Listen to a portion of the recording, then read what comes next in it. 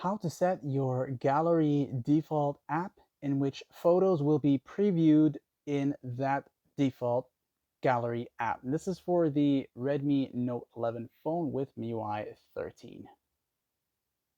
To find these settings, you can use the quick panel access and go into the settings by tapping here. And once you're there, you'll want to go down to the part that says apps right there. Then you'll go to where it says Manage Apps. And from here, you'll tap on the three dots at the top right here. You'll see Default Apps. And when you select that one time, you'll be taken to this section here.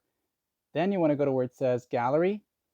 And once you're in the Gallery section here, this basically allows you to set which gallery app will be your default app. If, say, you want to preview a video or a photo, it will automatically be opened up in uh, this file here, or the file manager, or the gallery, or even the photos gallery app itself. And you can choose which one you want by coming here and selecting which one you want. Like, sub, thanks for watching.